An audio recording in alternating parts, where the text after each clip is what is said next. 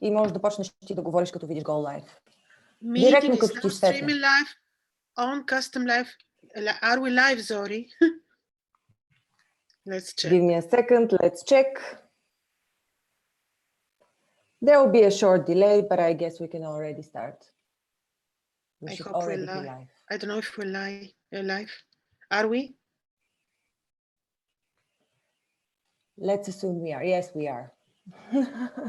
You see that we are live?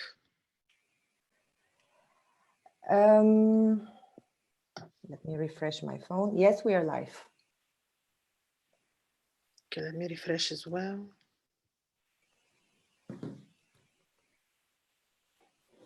I don't see that we're live. Yes, we are. So hi, everyone. Hi, everyone. Are we live? Are we?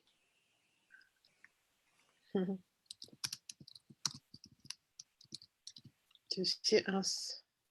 I can see us. You can see us? All right.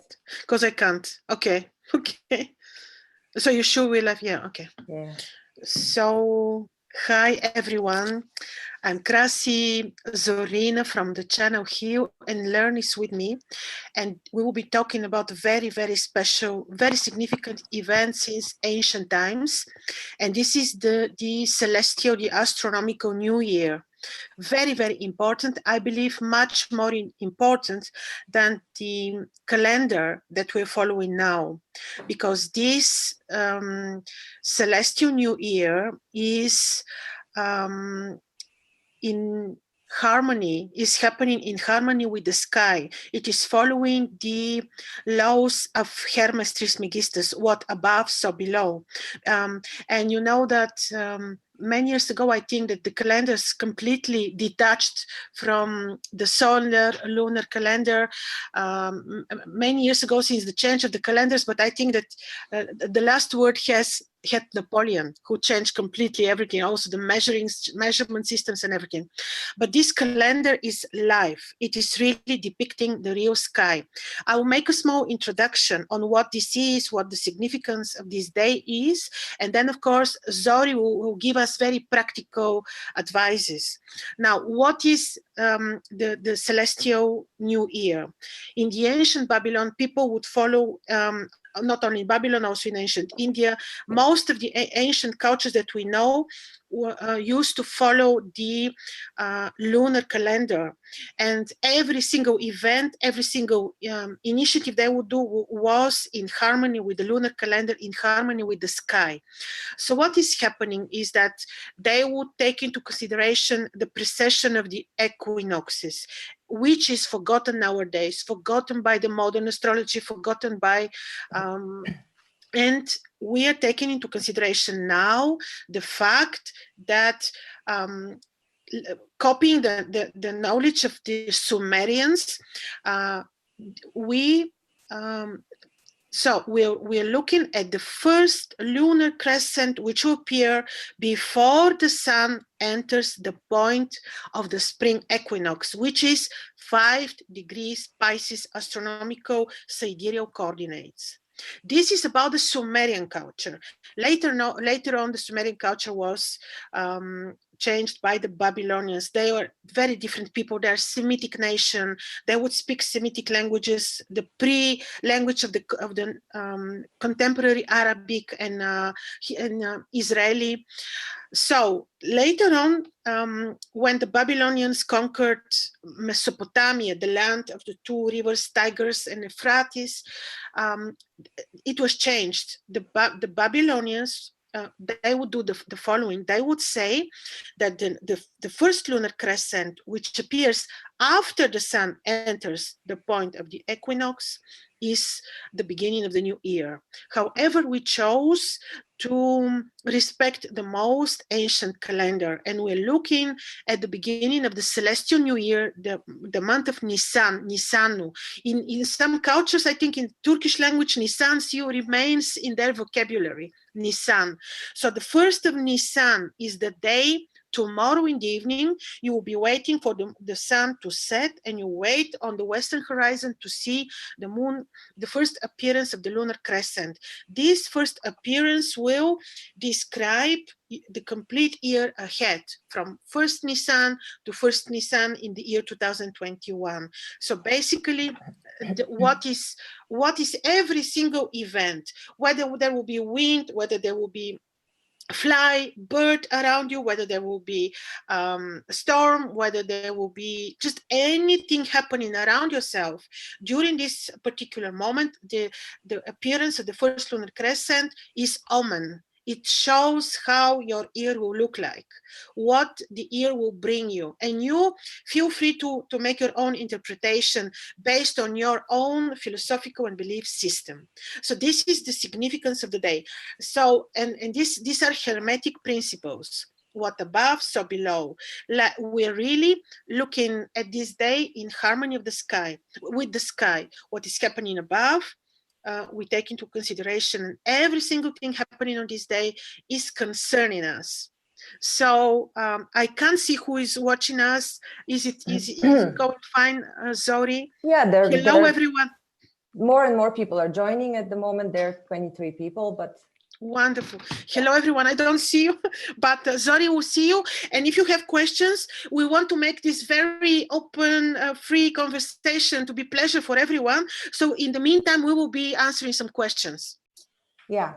So let's start first with the significance of the new year and why it is important for manifesting, because this is what we called this video, manifesting in line with the new year. And the thing is, it's quite important to pick the right timing. And you know this very well, Krasi, because you make the talismans that are perfectly aligned to the sky. But even back in the day, timing was always observed. Whenever people were making their rituals, their sacrifices, the beginning of the new year, everything was related to a ritual. Even the new year that we currently celebrate, which is the Gregorian calendar new year on the 1st of January, even this day is aligned celestially. It is the day when Earth and Sirius, the binary star of the sun, it's not proven, but you know, it's supposedly binary star of the sun, they're both aligned to the sun. So this is also a very special day. And there's some people that dated back to Egyptian time when Sirius was very much cherished or coveted.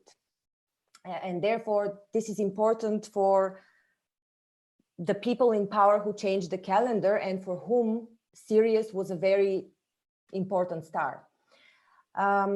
So it was all about rituals in these special days. And why? Because there are portals opening, because the energy is right for us to do certain things. And here I'd like to talk about some principles of manifestation or of making our will happen. I wouldn't call them necessarily rules, but they're really principles that have always applied. And I know that the word manifestation has been a bit overused and it's a bit worn out and it even sounds cheap. But as a matter of fact, it is making your will come forth. This is you creating things. And this is a human skill. This is not something that we can take away. It's a natural thing. So yes, the first thing, yes. Yeah. So even though the word is worn out, it doesn't mean that we don't carry the skill, that it's not true.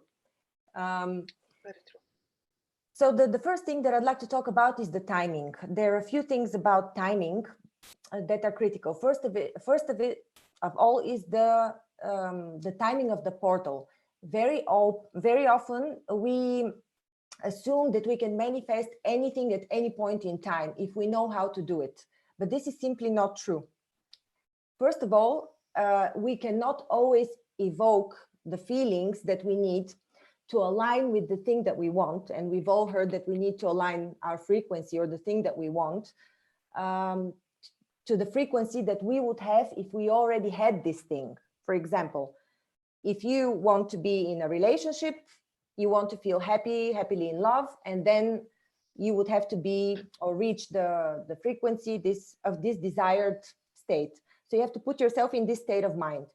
The problem with this thing is that you cannot evoke such feelings naturally if the environment is not conducive to these things. So there's certain timing to that. And the second thing, and one of the rules that is very often overlooked, is that whenever you manifest, you shouldn't care about timing.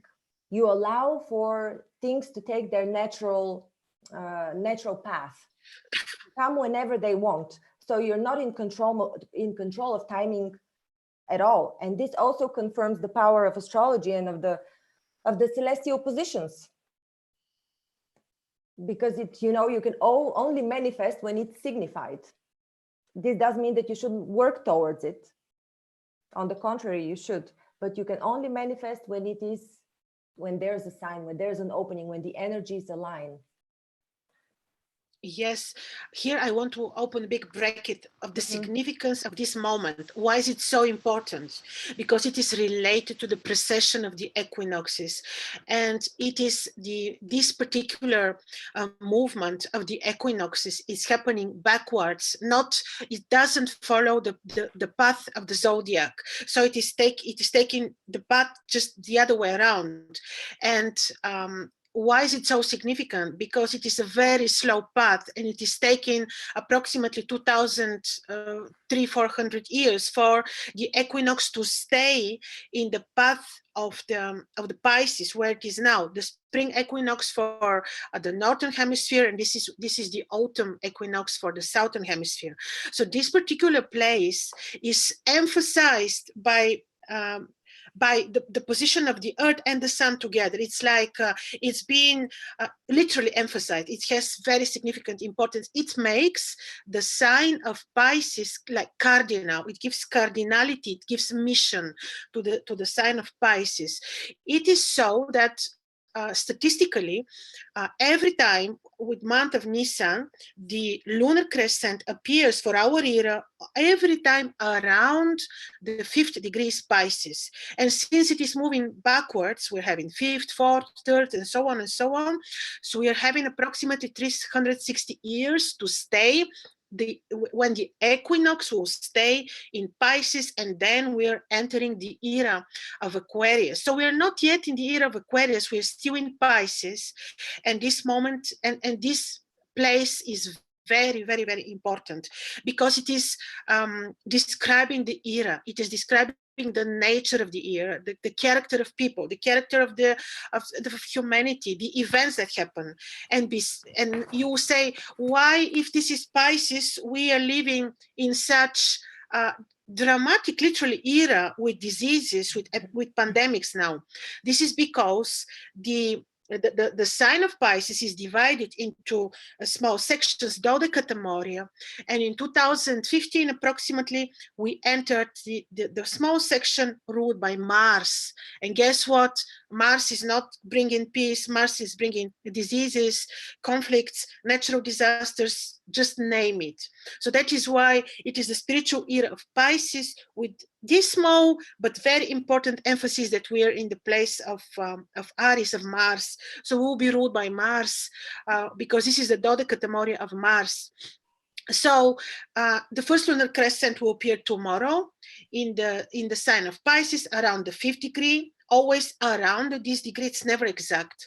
Venus, luckily, will be there to save our lives, to give us hope in this disastrous moment, because Venus will also be in Pisces, exalted, beautiful, powerful, evening star. So she's the queen of the night, and she's going to help us.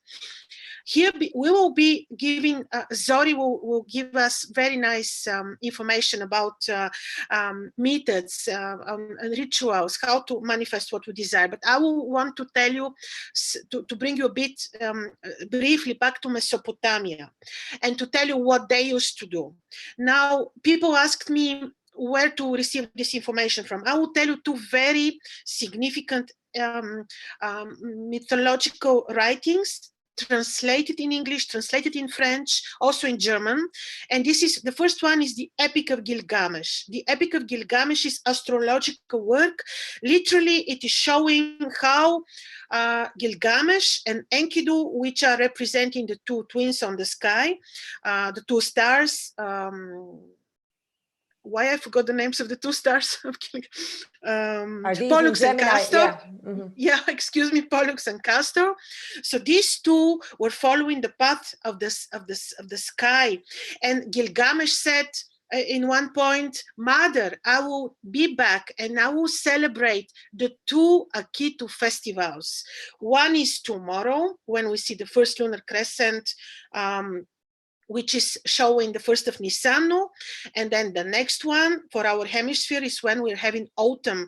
And this is the month of Tishrit in Babylon. So he said, I will come home to celebrate the two festivals of Akitu, because there was nothing more important than the Akitu festivals. And then at that time, when the lunar crescent will appear, the priest, the high priest, will really stay in the ziggurat. They had a tower in the temple called ziggurat, and he would stay and he would watch the sky, and they would have these astronomical diaries, some of which we found now on cuneiform.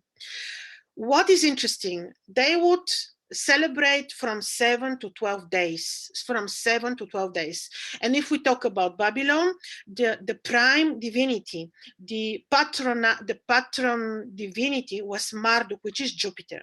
And the second work, which I mentioned about the Epic of Gilgamesh, but the second one is called Enuma Elish. It is wrongly called the Epic of Creation. This is not the right translation, but this is how you may find it when you Google it.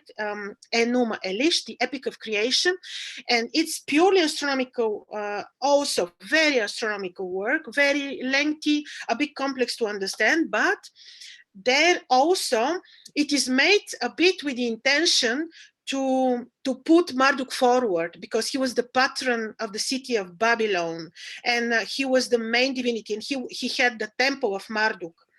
So what was happening is that on the first day of the Akitu festivals, the high priest would purify the temple, would purify himself, and they would follow strict, I may tell you in the course of our conversation what they would do, but they would certainly follow ritualistic steps during the whole process of 7 to 12 days. It was different in the different cities. This was for Babylon. Then you would have Uruk. Then Inanna would be the queen of the city, because you have Inanna from Uruk, and so on. And but it was a very this was celebration that would require purification. And then the king was the central figure, of course, and he would claim his throne again during this. He would go through very specific ritual of purification as well, when the priest would even humiliate him. So he would claim again his throne. And yes, it was, and then this would continue 12 days, and then they say in the end the divinities and the kings would go back to their places, the gods and the divinities. And here I want to open bracket, important bracket. Yes, you hear, and I will read you in a moment one incantation which is translated in English, which was known to be sang during the festival of Akitu, but here, very important bracket to open. You hear about different divinities in Babylon. Yes, that is true. The Babylonians, the Akkadians, and the Sumerians as well would have what is called the monotheistic religion. They would have many divinities, many gods that they would worship. But the Hermetic idea is behind everything. And yes, you would have many divinities, but the creator was one. And every single divinity, every single planet, which is represented by, the planets are only principles. They are represented by divinity. And even though you have all these divinities, it was known that they are manifestation, they are principles which are behind which is the only one and only one creator, and it's only one God and it's only one creator. So everything is result of the will and the desire of the only one holy and highest divinity God creator. Mm-hmm. Krasi, I will pick it up now and talk a little bit about the rituals and how this relates to the principles of manifestation. And if you could please check the settings of your channel, because the live chat is currently disabled. You need to change the settings to content that is not for kids. I did, but maybe it disappeared. Okay, I will do speak, and in the meantime, I will try to fix this, Zori. Okay, so now I'd like to relate here what you talked about these rituals and why rituals are important. Because as a part of my program, probably you've heard before that I've made this program, Start a Business with Meaning, and as a part of it, I have a few modules that talk about spirituality. And in one of the modules, I specifically talk about manifestation. And when I talk about rituals, I'd like to make the disclaimer that a ritual using anything that is physical is not necessary for you to manifest anything. Everything is happening with your intention and with your belief. So with whatever you carry inside. The connection, though, between the body, the mind, and the spirit requires you very often to intensify this, to intensify the ability that you have to intend and to believe. And that's why magicians use their tools. For example, when Krasi makes talismans, she uses her tools. She uses special herbs. She uses special scents that not only are meant to invoke the principle and the planet that she is invoking, but also to subconsciously link her, strengthen her intent into what she's doing, because this is a magical ritual, as a matter of fact. The same thing you're doing whenever you're manifesting, to intensify what you're doing, to submerge yourself entirely in feeling, in thought.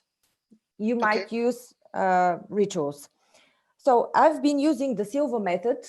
If you haven't heard about it, you might research. I'm not going to go in depth what it is exactly, but it is a mind tool that can be used for healing, for manifestation, for clearing past fears. Basically, it's an all-encompassing method of mind control. And whenever it's used for manifestation, there are a few rules to be observed. One of them, connected to the link between the body and the mind, is that whenever you're in alpha state and you're meditating with the power of your mind, you know, creating your images, your visualizations and everything, if you use your body and involve your body in the actions that you're doing, say you want to delete a certain picture, then you might go like this on your mind screen and actually physically move your hand, or you might take out something of somebody's body that doesn't belong there with your actual hand. This actually, the connection between the body and the mind is very strong when you're alive. So, so naturally, when you do that, it makes you believe even more. It's not the actual act, but it's the intensification of the belief. So this is why it's important. This is, by the way, also a mystic and hermetic principle, that everything is happening in the mind, and all the tools that are being used by magicians and by even occult practitioners, it's only to intensify their intention. But I don't want to go, you know, into anything occult, or I'm also not a specialist there, so there's nothing much I can say about it. I'm just going to talk about principles here. Yeah, shall I go on with the third very important thing? Now I wanted to ask you, Zori, you mentioned the Silva method, which is very, very powerful. I know that, and I know that you use it from very long time. And I heard about this method before, but I have no idea how it works exactly. But because it is very relevant now, give example. We are saying two things. We are having a portal, which is tomorrow, the powerful day of the first lunar crescent, which basically is new beginning. It's like it is start of everything. People can start important activities. People can just like a new and fresh start. Say from this day, I want to change this, I want to change that. But practically, and of course, you can simply say your prayer, address the divinities, address the creator, use this opening, this portal. Of course, we can also use it in our very simple human way. But give us knowledge of specific example, how to use the Silva method when on this particular day. I'll give you a few, but before I give you exactly how to do the method, now that you're asking me to do it, I will do it briefly. And we have a lot of comments, by the way, and a lot of questions that I'll read in a bit. Say this and say Yeah. this, then we make a pause and we read the questions and we answer. Yeah. So a very important principle of the Silva method is that whenever you're trying to manifest something, you should think of the benefit of at least one other person or of the planet. This is key. So you're not only working on yourself. This is very key. And it's a principle that unless you apply it, no matter what you're working on, whether it's health, whether it's money, whether it's your job, unless you apply it, your manifestation desire will not happen. And why? Because this is also a Hermetic principle of giving and receiving. You're supposed to give something. And whenever you're thinking of somebody else's interest and well-being, you're actually giving. The highest form of giving you can do is when you give of your purpose, why you're supposed, the reason you're born and incarnated. When you give this to the world, when you live on your purpose, this is your highest level of giving you can do. Because if you have a lot of money and give a little bit, that really doesn't mean anything. You're not deprived of anything. Oh yeah, kind so of it has to be sacrifice. Valuable. Exactly. Yeah, own sacrifice. Yeah, it has to be valuable. But the principle is also observed, as I said, in the Silva method. So whenever you're expecting to receive something, you should first give in the sense of visualization that somebody else is happy, that you're doing it for someone else. And I'm not saying that that you should put yourself on the back burner and wait. Of course, when you're doing this, requires a bit deeper understanding of the philosophy of the Silva method, because when you are working towards achieving something for yourself, unless I'm repeating myself, but I'm trying to explain it. When you're giving something to somebody that is benefiting them with what you are doing, you're actually benefiting yourself. And I think yes, I'm not. Yes. Do you understand me? I think I understand. Hope the others understand as well. Yeah. I also hope they understand. So this is the first principle of the Silva method, that you always give. And what did I want to talk about? I was trying to remember now. Yes, I asked you for example. So you are trying to imagine that when you're asking something from the universe, when you have such portal like the one that we will be having tomorrow, you're in your imagination, you are doing this also for somebody else. And then what is the second step? The second step is you go into alpha level. And I'm briefly going to walk you through the way to go into alpha level, but just to warn you that it takes actually quite some training for you to be able to securely find yourself into alpha state, because very often you cannot discern it. This is the state between you being awake and being asleep. When you go to sleep, you go through alpha and into theta. These are slower brain waves. So the way you go into alpha is similar to hypnotherapy. When you lift your eyes on, I think it's 90 degrees behind your eyebrows, like this, and you close your eyes. So you keep your eyes there, because this is the position of the eyes just before you fall asleep. When you're asleep, your eyes roll up. So in order to artificially invoke the alpha level of brain waves, you lift your gaze up, you close your eyes, and you start counting down from 5 to 1 with your breath. And then all you do, this puts you into very deep relaxation. You can achieve the same relaxation with some music frequency with, I don't know, 496 hertz or whatever it is. You can find lots of these music pieces on YouTube. So when you put yourself in a completely relaxed state, as if you're almost falling asleep, but you're still in control of your speech, of your movements, the idea is not to fall asleep, to still be in control, but to be in this level of murkiness just right before you're falling asleep. And this is when you start imagining and placing different pictures. The important thing to know about the Silva method is that the presence in your mind screen.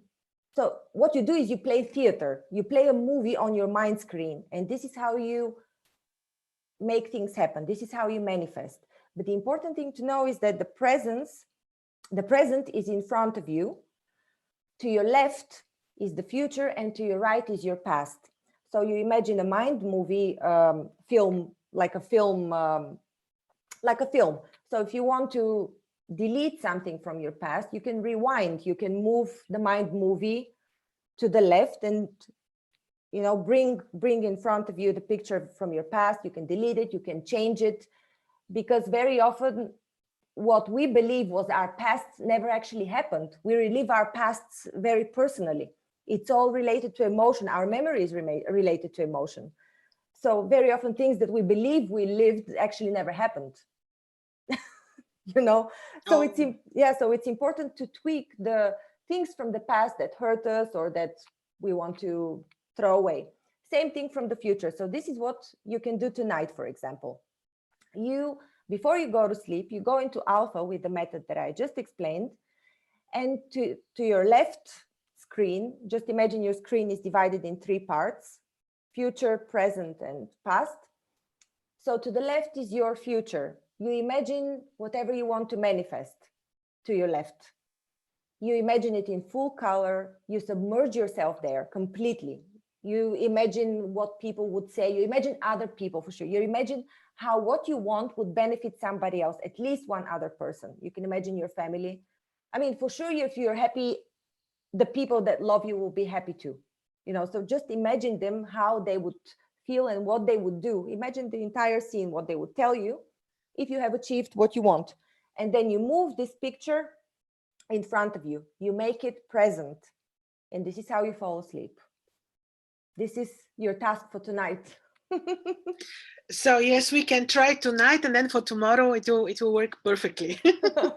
For tomorrow, I can give you another example from Joe and Cindy. They've been on your channel, so I can quote one of their tools. Sure. People know them on my channel. Joe often was interviewed.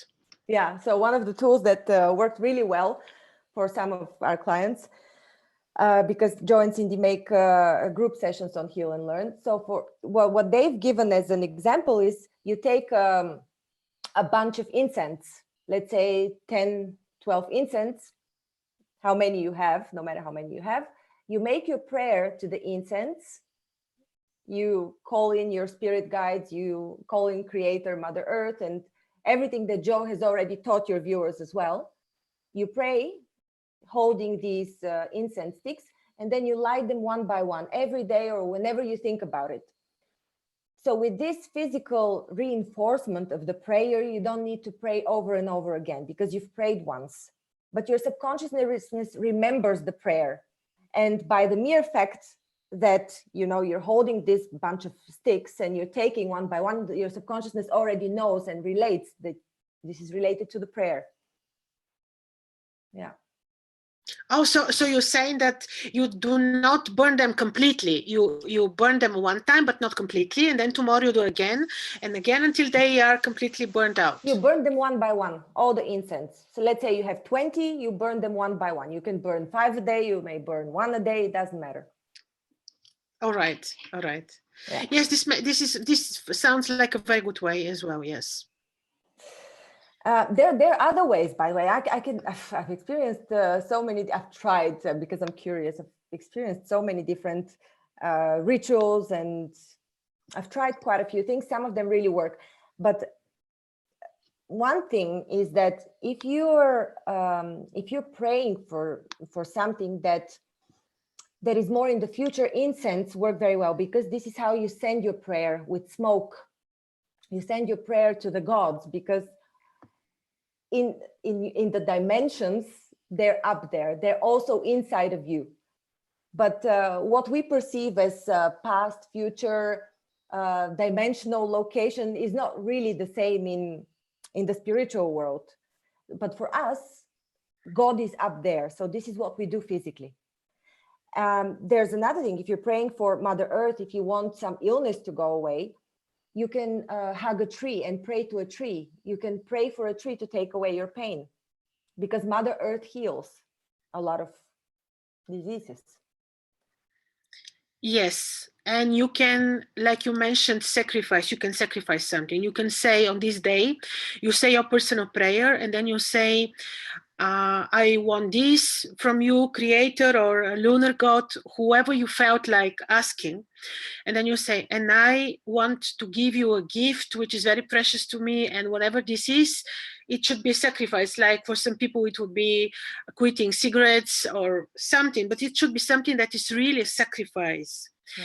And here, and with a prayer, and I have a prayer translated from Akkadian, and it is a prayer during the Akitu festival, and I'm reading you.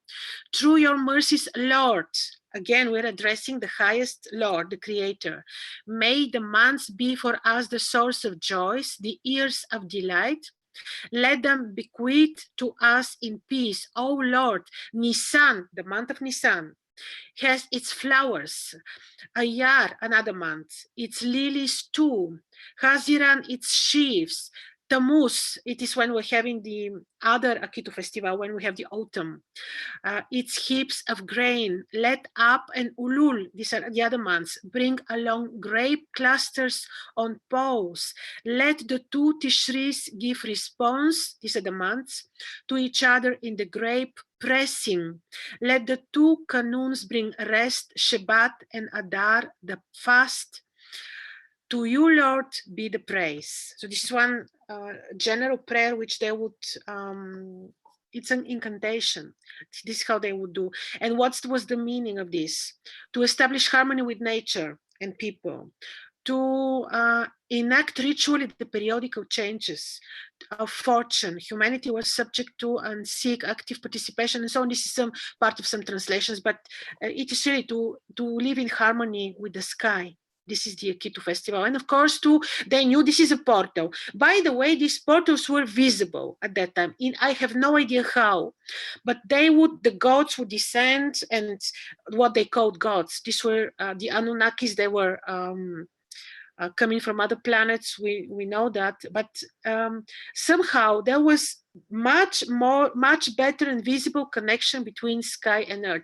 So it's very funny when people would say that they didn't know about Uranus, Neptune, and Pluto, when they had perfect connection, and they would just go and see them. So I can't believe that they wouldn't know about Uranus, Neptune, and Pluto. This is off topic, but I just wanted to mention it because how can there was another reason why they wouldn't include them in the astronomy, astrology. Just a small off topic. No, I'll also contribute something to this off topic, because I recently, some time ago, I heard a video from Rudolf Steiner, who actually spoke about the temples of the goddesses and gods in ancient Greece and in ancient Egypt.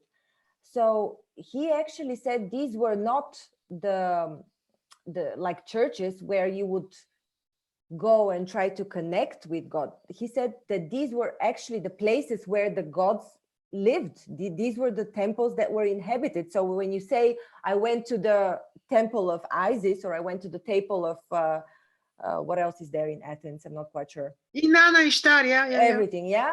So they actually went and visited the personification, home of the gods, the personification of this energy of the god, yeah. And maybe they were able to see then. Maybe they were able to see spirits simply. They were, Yeah. and the connection between earth and this is something that we've been disconnected from. Unfortunately, they had this connection. Zori, if there are questions, read them now, maybe, and then we continue. Okay, so can we get a copy of this prayer, Krasi? Said Nine of Owl. I'll start from the beginning, yes. though. Mm-hmm. I will put it as in the comment section. Sure. Okay.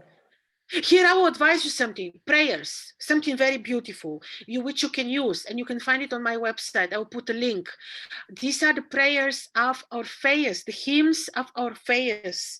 You can use them for your rituals. If you want to address, in the beginning, when I was making the astro magic rituals, and I wanted to invoke spirit of planets, I would love to read the hymns of Orpheus, They are brilliant. They're so beautiful. Later on, you can, of course, change them. You can use your own words, but I will put a link where you can find the hymns, which you can also use.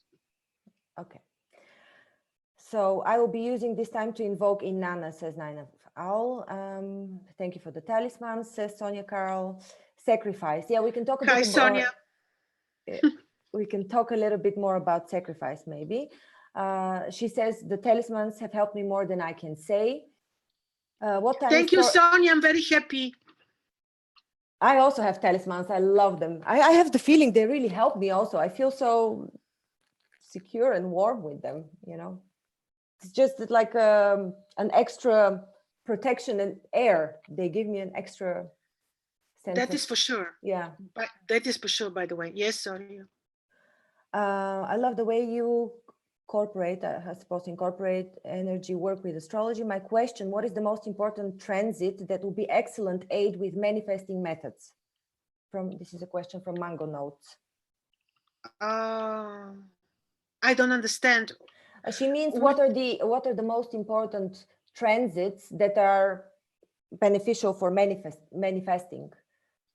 Well, depends what you want. Right now, for example, I see this as a very general portal, Zori, like your wishes to come true, and then it's like a portal to I don't know what to reach the creator if you want. What I do always is I just pray. I send my requests. If I want to have fresh new start for something, then I do, but always with some kind of personal sacrifice. Mm-hmm. Something that will hurt me that I love and I have to quit, or yeah, because sacrifice is always also giving, you know, giving and sacrifice is basically the same. So, and very often you might want to actually sacrifice something willingly so that it's not taken away from you. This is also exactly. Heating, exactly. And Zori knows, but we're Bulgarians. This is very much applicable for our culture. The Bulgarian master Bein Sedunu is saying, when you sacrifice something as the gift, and it's like you are announcing it. You have the intention, and you are announcing your sacrifice, and always the spirit world is responding. You're placing request behind, like you're saying, I am sacrificing this and this is my gift to you, creator, please help me with this and this and that. Then you always receive response. Yeah, this is according to Master Bein Sedunu. Yeah, this is absolutely the same principle as in the Silva method. You sacrifice something by you give away your interest so that somebody else is happy. You see them happy first. But you're also doing the same with your talismans. You sacrifice, you fast. So this is a sacrifice. Fasting is sacrifice. Yes. Now, again, according to, I'm following what I know to be applicable to my culture. Sacrificing is different. It's culturally bound very much. But according to our culture, we fast 10 days. I do this. It's a sort of purification, so that when I'm invoking the spirit doesn't refuse to respect to come, literally. So to fast is this: you're going through purification because you're restricting yourself from many things, not only from certain animal food, but you're restricting yourself from many lower human desires. Instincts. Yeah, getting angry, yes, for example. This you need to. Well, I do get angry during fasting. No, but I mean, it is one of the things that you can give away as a sacrifice. Yeah. Yes. I am joking. Yeah. Yes, yes. So you really restrict yourself. It's really about restriction, so that the spirits appreciate your efforts, and then you're saying you need to do it consciously. You announce it. You say, I am starting from today my fasting, which is this and this and that, and I hope to be pure enough to deserve the respect of this and this divinity. And when you're fasting, this is indeed sacrifice, you really need to follow it, because you announced it to the spirit world. And they are watching you. I spoke with very interesting medium, and she was saying, oh my God, if you know what is around yourself, like all these spirits and divinities, you're being watched. We are being watched, each one of us. Mm-hmm. So when you give a word, it's like a promise. You're saying, I'm starting to fast, or I'm sacrificing this, and my request is that. Then you need to do it, because you're being watched closely. Mm-hmm. It would be a shame if you're not watched, because this would mean that you're falling in vibration. Yeah. Okay, let's go. So there's a question about smudging. What about smudging with sage? I do it, but I don't know. I'm smudging with many things. Zori, what is your opinion about sage smudging? Joe is doing this a lot. Joe I know. is doing this. Yes, I think it really matters a lot how you're brought up, what the herbs from your region are, what your regional rituals are in the area where you come from. Because I think it's much stronger when you practice the rituals that were practiced in your tribe of where you come from. If you know your ancestors, it's much stronger than, of course, sage is, universally strong. But if you know what your ancestors were doing, because these things were practiced everywhere. I mean, behind me, I have a book here. You wouldn't imagine that they're so spiritual in Germany, but this is a book that says shamanic rituals in German. And I haven't read it yet, but it's beautiful. And so even in Germany, where you think it's such a practical country, people never do such things. Back in the day, they used to practice shamanic practices. Maybe they didn't call them shamanic, but I want to say something about the herb sage, because you're saying sage is used in many astromagic rituals. Sage is part of one of the herbs for when you're invoking speaker. Sage is even used. Many stars can be invoked. I don't know. Sage was used in ancient times a lot. I think it was mentioned also in the Babylonian herbal books. But it is not without importance how you got your sage. If you just go and buy it from the pharmacy, I have no idea whether this is powerful enough. It has to be gathered on a very appropriate moment. And here I have separate video on herbs and how to gather your herbs and why it is very important. There is this story, and I forgot. Theophrastus, I think it was Theophrastus, if I'm not mistaken, because I was saying this story long ago on my channel. But if you're interested, I can place a link. But it is the story of him being a magician, and he was saying, he was complaining that his magical astrological talismans don't have power. They just wouldn't work. And then he went to one medium who invoked the spirit of Asclepius. On the sky, Asclepius is Ophiuchus. Asclepius is the god of the medicine. And Asclepius, really the spirit was invoked. Asclepius showed in maybe physically in front of him, the spirit. And he says, yes, your talismans wouldn't work because you're not gathering the herbs on the right planetary moment. So if you have the knowledge that the herb is ruled by Mercury, you have to gather the herb on the day of Mercury and the hour of Mercury. And there are very, very easy calculators online which can calculate for you the planetary hours. Like just Google planetary hours calculator, and then you get it. It's really very easy, but it is very important that you gather the herbs on the right planetary moment. Otherwise, they don't work. I'm not risking to buy herbs from the pharmacy.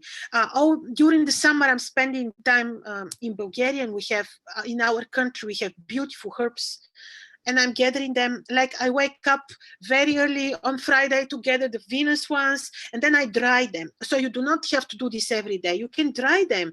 I have herbs which I'm keeping for 2-3 years. Dried, nicely packed. They have the powers. Another thing is that the seeds, The seeds are also very potent, very, very powerful. Okay, this was just bracket I opened again. Sorry. I will add something to that because while you're speaking, I'm also getting more and more information of what I can contribute. And here I'm also thinking, I'm here thinking about Reiki, because I've also done Reiki, and my master said there are certain signs that you use when you're invoking the spirits of Reiki, because it's a similar concept. So she said, you have to learn the signs by heart. They're quite difficult. They're like hieroglyphs. And so she said, at the beginning, if you don't know them, it's not a problem. You can still invoke the same energies. But after some time, if you haven't done your work and you're still not able to draw them perfectly, they will not come anymore. So it's really about your intention. So knowing about herbs and what they correspond to, you would be at sin and they would not come to you. But if a less experienced person about herbs maybe gathers them from, or gets them from a place that is not that pure, or gets them from a pharmacy, maybe that would not be a problem. They would still be able, it's the beginner's luck, as they call it. So they would still be able to invoke the spirit. But once you know about these things, you have no right. Oh, yeah. Once you have the knowledge, those that have the knowledge are being judged a bit more severely. Yes. Yeah. Okay, let me read some questions. Okay, what about smudging? We read. We need to know the time when this portal will be open as well. You already talked about this. Krasi, please leave resources after the stream ends. This is Mango Notes. I live in Egypt, and Zori is right. Temples here considered to be the place where you meet gods. Oh yeah, Sarah is this. Yeah. I lost the name at the moment. Let me see if there are any other questions. Frankincense and myrrh is also perfect to use. Yeah, absolutely. These are one of the three incense, and also frankincense, myrrh, and there was a third one. Was it sage? I'm not quite sure, but also I wanted to insert the importance of this nut. You probably know it, cedar nut. Is it cedar? From the cedar tree. Cedar is sacred to many cultures. The cedar is sacred to many cultures, I believe, yes. Yeah.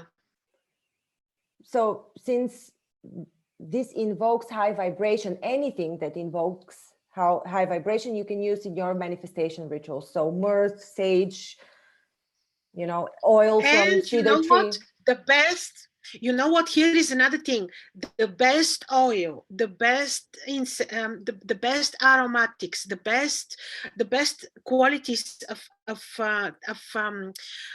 aromas, the best incense. This is very important because it is also kind of sacrifice, and it is not without importance what we're sacrificing. Yes. The quality of the products we use. Yeah. So here, Valerie Peterman says, American Indians believe that sage, I suppose, kills bacteria in the air for a month. So there are medicinal reasons. So I'll give you an example here that is really striking. At least it was such a surprise for me. Some time ago, we had fleas at home because we hosted a stray cat for one night. It was not stray cat, it was lost. But it had been out for 3 days, so it had caught fleas. And so suddenly, 2 weeks later, our whole house was full of fleas. It was really impossible to sleep. It was a horrid story. So during the meditation with Joe and Cindy that we do every week, somebody gave me a message from Spirit, and they said, you need to put lemongrass in one of those vapor lamps, damp lamps. And I did that, and I had no bites anymore. They kind of disappeared. So for a few days, I saved myself from fleas with the information that was channeled to me to basically use lemongrass oil. Well, see, yes. I'm looking for some questions. How do we know that the materials are high quality? Will you include resources? Well, you will see. You know, they, for example, you will see that people sell fake oils, essential oils. You see they're fake. I also bought fake one. I didn't know it's fake. You see it, it's fake. It doesn't smell the appropriate smell. It's just fake. You see that. Has to be real. Has to be without any additives and stuff. Has to be real. But very often they come close to the real smell, but then they have some additional chemicals inside. Sometimes it's really difficult to discern them though. But okay, this is something. It is well then if it's something that we really like, that intuitively doesn't bother us, then it's good. Yeah, trust your intuition. That's a good one. Let me see. I don't see any. There was a question about transits, but I lost it. The question was if there are any special transits, I believe, to our personal planets that would make it easier to manifest. Oh, of course, it matters. Of course, it matters. It is always good to have benefic planets like Venus or Jupiter aspecting your ascendant or aspecting a luminary in your horoscope. But this is a very big topic about transits, and it's really very big topic. It can't be covered now because try to have benefic planet in a angular position, for example, the moon to be waxing and harmoniously aspecting your ascendant. There are too many rules, many. But if we do not look at the horoscopes of each one of us and we simply use the specific situation on the sky, this is a portal. It is not entirely perfect because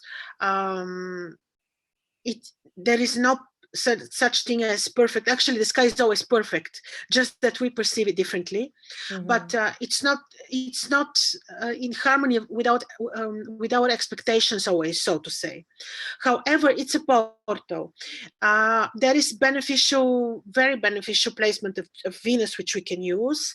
Yes, in this very moment, Mars and Jupiter are together, which is not very harmonious. Saturn is invisible, not very harmonious, but this is just part of the lessons.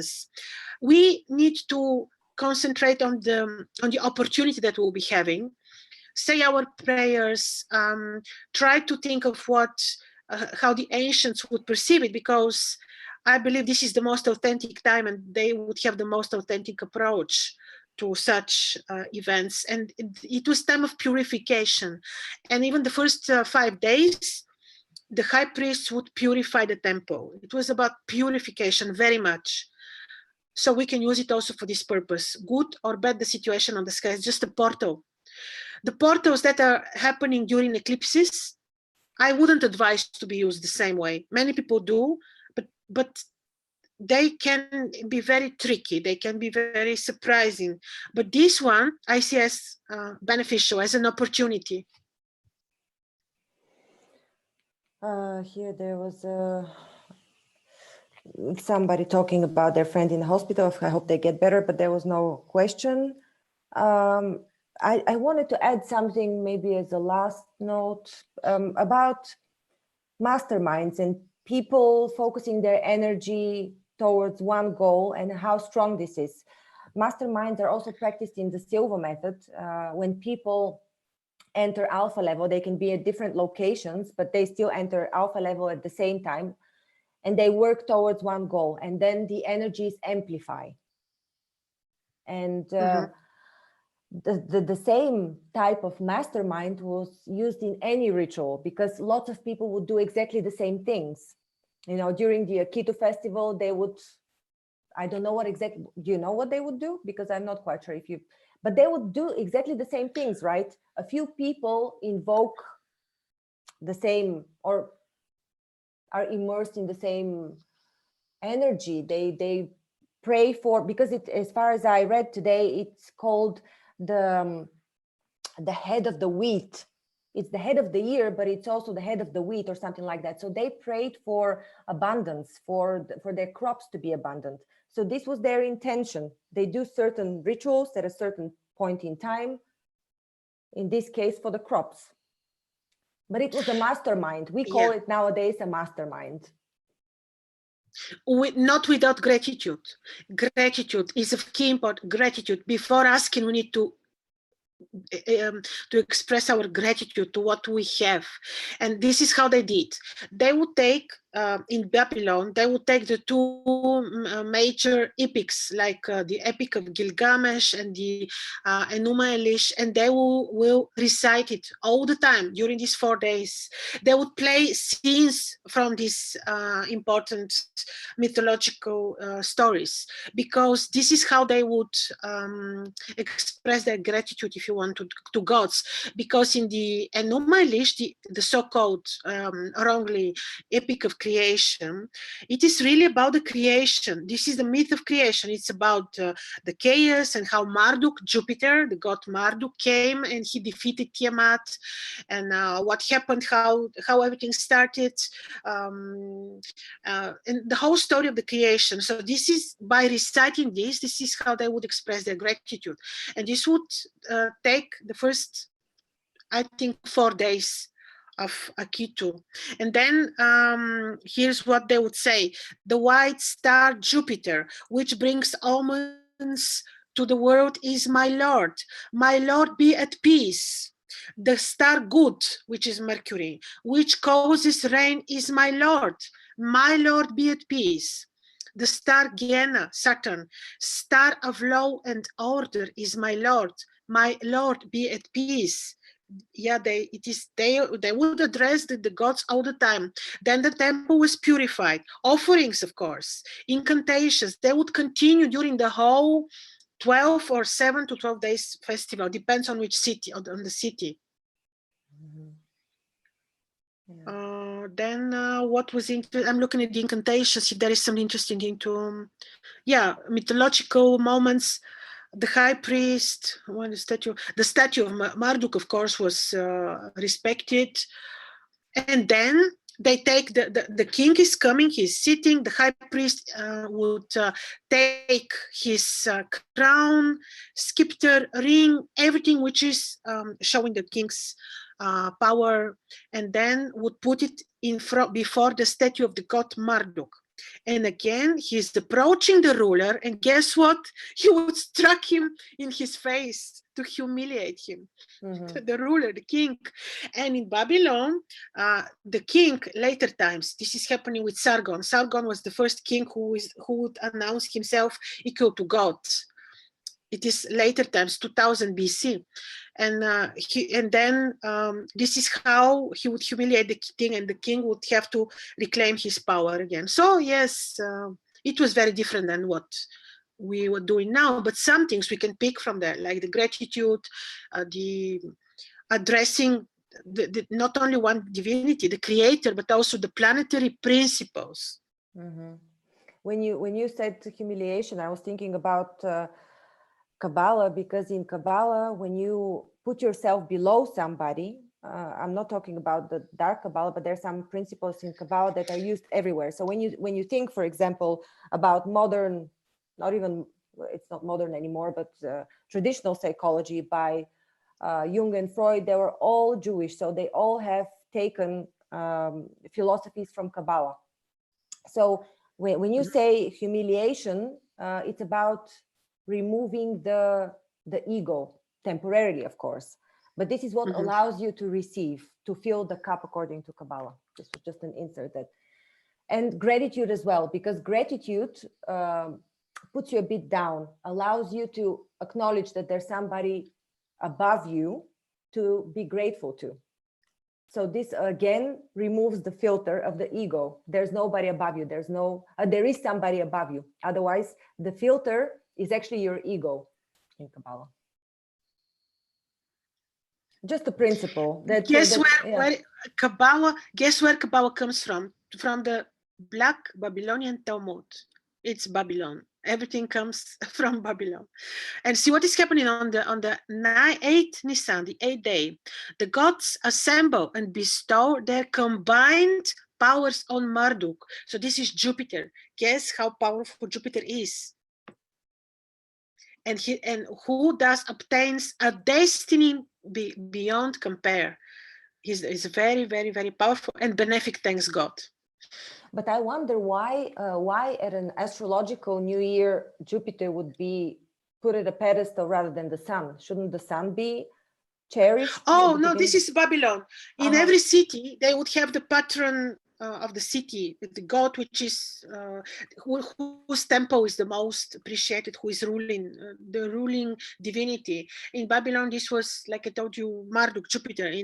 If you go to Akat or Uruk, it would be Nana from Uruk. Okay. So somebody here asked about the exact time of the Akkadian New Year tomorrow. No exact time. When the sun sets and you feel the lunar, and you see, it is exactly this way. When you see it, it is your new year. It's your portal, maybe. Okay. So lots of things. Some people talk about lemon oil, lavender, but you can all read the comments yourselves. I don't see any other questions. Yes, let me see if there is something interesting, like from this, if I can read you, but this is very long. Some of the incantations, I'll put some, the goddess, yes, then on the 11th day, the gods assemble to decide on the destinies, to determine the destiny of the society for the coming year. But during all these 7 to 12 days, the priests would look what's happening on the sky, especially on the first day. 1st of Nisanu is the most important day.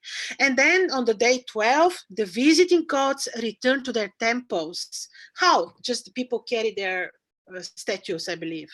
But we don't know exactly. And life returned to its everyday normalcy. So the 12 days, the end. And then we're having again the second Akitu, which is happening with the first lunar crescent happening Tishrit, when the sun is entering, before the sun enters Virgo, 5 degrees Virgo. Anything else to add? I don't know. Well, thanks everyone for watching. I will post some links, the incantation the prayer that you liked, I will also put in the comment section. And thanks for watching. I don't know. How long do you fast? Some question that I'm seeing 10 days, here. 10 days. 10 days. In my culture is 10 days. And when before fasting, you're saying, God, accept me in the hospital of God, because you're not only fasting for purification, but also for improving your health. Thank you, Krasi. Thank you, Zori. Thank you, everyone. Thank you. I guess you can leave your questions if you think of anything else, and we would also respond in the comments. Yes. Thank you, Krasi and Zori. Now I see it. Now you see it. Okay. Thanks a lot. Let's see, the message is held for review. Show. Held for review. Yeah, beautiful message. Thank you. SC, thank you. Beautiful messages. And thank you. No, it's much needed information. Coronavirus. Oh, coronavirus. Oh. Well, good question. I made separate video on coronavirus. In the beginning, we said the virus, and every single virus is ruled by Mars, mainly by Mars. We are living in mini era of Mars because we're in the dodecatemory of Aries. So it's very, unfortunately, it's expected to have viruses. Unfortunately, this was provoked by the last eclipse, which was very, very sad. It happened when we had all the planets together and Saturn-Pluto conjunction as well. To see how the virus will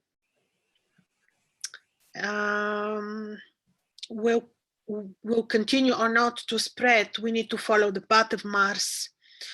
Right now, Mars passed the point which was the eclipse point. This is not good. then there will be this point when Mars is going to join Saturn in Capricorn. Here we may have some limitation of the disease, hopefully. But then I'm worried that after that, somewhere in September, Mars is reaching a phase called a chronicle rise, when he will be extremely near Earth. And this is what worries me a little bit, because when he's so near Earth, he's extremely powerful, and in Capricorn he's exalted.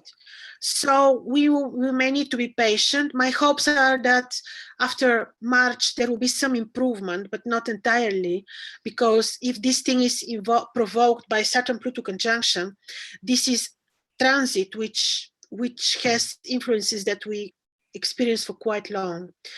However, when we maintain high vibrational, now this is something amazing. There is this knowledge of the, what was the name of this Indian zodiac I told you about, the Toltecs, which are the ascendants of the Atlantis. And they say, when you're able to control your energies, when you're able to maintain high vibrational level, even the lion will walk around you and will not attack you. So will be the viruses. So we just need to be very, connected with God.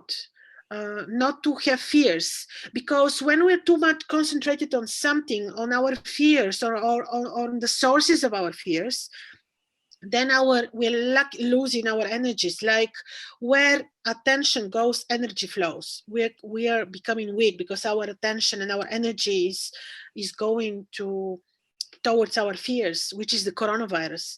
So it's good to be aware, to be well informed, but not to be overly concentrated on the fears and the viruses. We need to pray, and of course, be informed and be, yes. One of the ways to keep your vibration high is to visualize the upward flow of energy. So you imagine just like a column of energy coming from the top of your head, the crown chakra, and then the same sort of energy coming from Mother Earth. So if you visualize this once an hour or as often as you can think about it, it just takes a few seconds. This will keep your energy up, because whenever you use any mind and psychological techniques, this may backfire. So for example, if you think, oh, now I should keep my mood up, or I shouldn't get involved in negative thinking, you're much more prone to actually do that. Rather, when you focus, so rather when you focus on just the energy flow, you will still be connected and your energy will still raise without going through any mind circles and any mind distractions. You connect directly through the energy. And also, very last thing on the coronavirus. Last year, I remember we talked with you about the power of the sun and the healing power of the sun. And recently, I also read about the #1 remedy for the flu, and it's actually the sun, because it kills all bacteria that you breathe. So everything that goes in the lungs is killed by the sun. And this is the reason why when it gets warmer, probably after April, May, maybe the coronavirus will actually subside. But then when it gets colder again, say September, which actually coincides with what you said, Krasi, with Mars going in a chronicle phase, then it might actually come back, unfortunately. I want to tell you a very funny story, which is amazing. And it is about how we are not supposed to just, we need to keep our energy very intact. We're not, it's not good to lose energy. It's our the most important resource on the planet is the energy. Everyone is fighting for your energy. Everyone.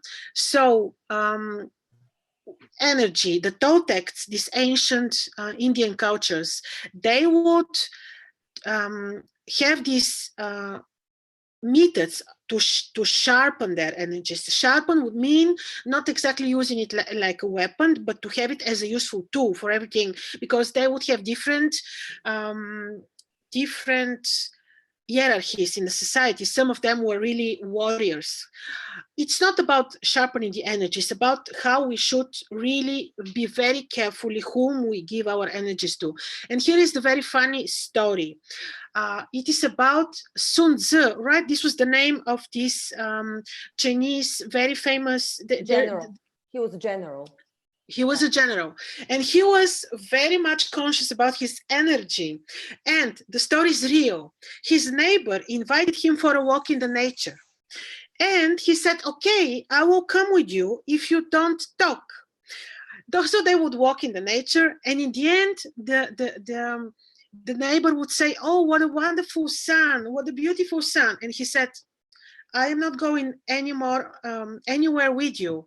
And he said, why? He said, because you're talking too much. So I could see myself that the sun is shining and that the view is beautiful. So it is about energy, right? So he said too much. He said the sun is beautiful, right? But he could have seen it himself.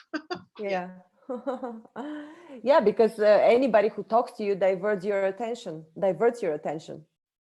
You have to follow what they say, right? Yes. So where attention goes, energy flows. Yes. We need to be very careful with our energy.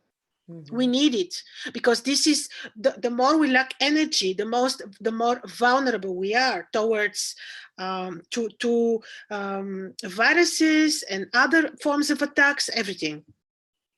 Yeah. Okay, I think we can close here. Thank you so much, everyone, for watching and for your questions, and see you another time. Yeah. One more thing, you might consider stocking up with some food. It's not about the doomsday or creating fear. It's about just having some security. It will make you feel better, just in case.